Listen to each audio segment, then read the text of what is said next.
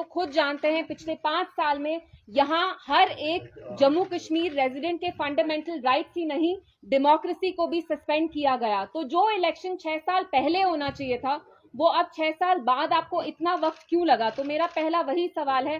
But obviously we welcome this move, because जैसा कि आप जानते हैं, यहाँ जब से आर्टिकल 370 हटा और semi autonomous status Jammu Kashmir का रिवोक हुआ, जो जम्मू कश्मीर के लोग हैं वो किसी भी तबके के हों, they are suffering every day, they सफर।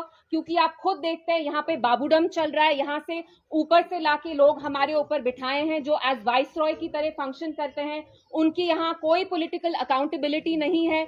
तो we are happy in the sense, we are glad कि अब जो लोगों के मसाइल हैं उनको रिड्रेसल मिलेगा, कोई अकाउंटेबिलिटी होगी, यहाँ अपनी एक इलेक्टेड गवर्नमेंट आएगी। लेकिन हम वो रियासत हैं जिनका अपना स्पेशल स्टेटस, अपना झंडा, अपनी कॉन्स्टिट्यूशन होती थी।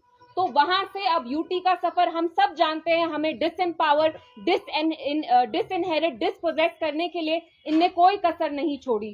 तो ये इलेक्शन जो अनाउंस भी किया उसका बिल्डअप मुझे बहुत अजीब लगा। हर एक इंडियन स्टेट में इलेक्शन होता है, लेकिन कहीं भी इतना आप उसे ब्लो अप नहीं करते हैं जैसे आज किया। तो we welcome this move, but obviously मेरा ये कहना है, हमारा ये मानना है कि जिस स्टेट का अपना स्पेशल स्टेटस था उससे आपने हर एक चीज छीन के अब आप ऐसे जताना चाहते हैं कि आप हम पे एहसान कर रहे हैं। आप हम पे कोई एहसान नहीं कर रहे हैं। किसी भी जमहूरियत में, किसी भी डेमोक्रेसी में election is an integral part of any robust democracy. तो आपने हम पे कोई एहसान नहीं किया। हर एक डेमोक्रेसी में फंडामेंटल राइट होता है कि आप अपनी गवर्नमेंट चूज करें। सो मैं यही आपसे 2-3 चीजें आके यहाँ कहना चाहती थी। Thank you.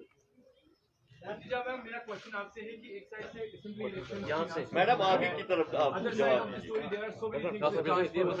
देखा होगा, इस चीज को आप किस नजर से देखते हैं, स्पेशली? देखिए, मैं और एक चीज कहना चाहती हूँ, the PDP is very concern. हमारे आप में से किसी का फोन बज रहा है मैडम, आप बीच में बता दीजिए।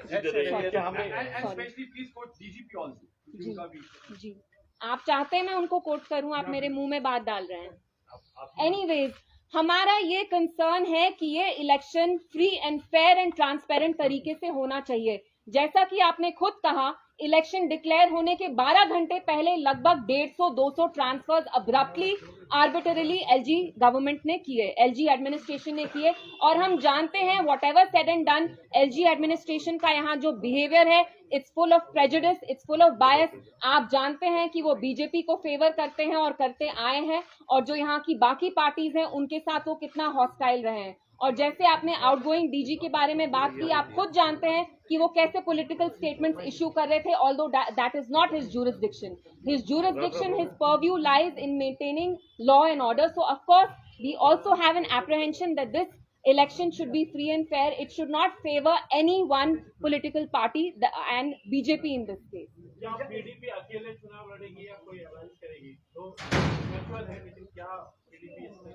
देखिए, आज ये इलेक्शन डिक्लेयर हुआ है, तो मैं यहाँ किसी गारंटी से आपको नहीं बोल सकती। और ये जो डिसीजंस होते हैं, ये हमारी पॉलिटिकल कमेटी जो है, पार्टी की जो सीनियर लीडर्स हैं, वो ये डिसीजन लेंगे with the party president Mehbooba ji. So I can not answer on their behalf. क्या महबूबा जी इस इलेक्शन में हिस्सा लेगी और क्या आपने देखिए, मैं महबूबा जी के बिहाफ पे इस सवाल का जवाब नहीं दे सकती और मैं देना भी नहीं चाहती। लेकिन जहां तक मैं समझती हूँ, Mehbooba ji will not fight an election in a state जिसकी वो चीफ मिनिस्टर थी जब हमारा सेमी ऑटोनोमस स्टेटस था, हमारा स्पेशल स्टेटस था। I don't think she wants to fight this election, but आप ये सवाल उनसे पूछेंगे तो बेहतर होगा। और आप अपने लिए क्या आने वाले इलेक्शन में हिस्सा लेंगे? देखिए, हर एक चीज मेरे बारे में नहीं होती। हम यहाँ अभी जो जम्मू कश्मीर की आवाम है वो बहुत प्रॉब्लम से जूझ रहे हैं। पिछले 5 साल में आप खुद देखिए हमें कितना डिसएम्पावर, डिसपोजेस कर रहे हैं, हमें अपनी जमीनों से खदेड़ा जा रहा है। यहाँ पे अनएम्प्लॉयमेंट, ड्रग क्राइसिस है, आपको पता है यहाँ पे कितनी प्रॉब्लम्स हैं। So I hope that this election in some way इनके जो मसाइल हैं उनको रिड्रेस करे। कुछ पार्टी ने मैनिफेस्टो तैयार किया है, क्या पीडीपी का कोई मैनिफेस्टो इसमें देखिए, हमने भी तैयारी स्टार्ट कर ली है एंड इंशाल्लाह within a week to 10 days we will be releasing our manifesto as well. Ma'am, आने वाले इलेक्शन में आप अपनी पार्टी को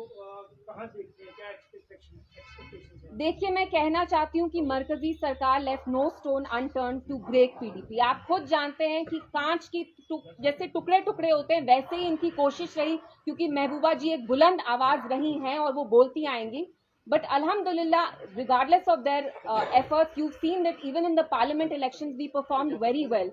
तो आगे जाके भी हमें होप है, हमारे जो वर्कर्स हैं they are very happy कि elections announce हुए and we are hoping that we put up a good fight and inshallah we are hoping to win. तो स्पेसिफिक एजेंडा क्या रहेगा पीडीपी का यहाँ पर, अगर मैडम आगे की इलेक्शन के लिए तरफ जाते हैं, जवाब। अगर वो इलेक्शन के लिए कंटेस्ट करते हैं तो मेन एजेंडा ऑफ इलेक्शंस क्या होगा?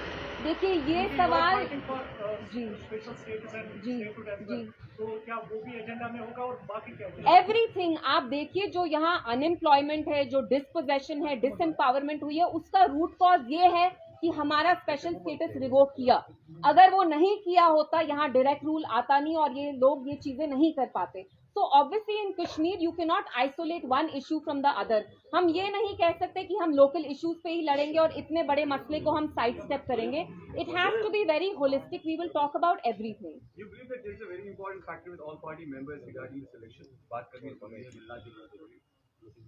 In what sense? In elections, like very important to discuss affairs with our party members. I feel like Jammu Kashmir में जो मरहम लगेगा वो, लेकिन आपको पता है पॉलिटिक्स में you don't always mix. It's a lot of times it's like तेल एंड पानी, oil and water. आप मिक्स नहीं कर पाते। But ideally, yes, all political parties here should come together and fight for what was taken from the people. Thank you. शुक्रिया।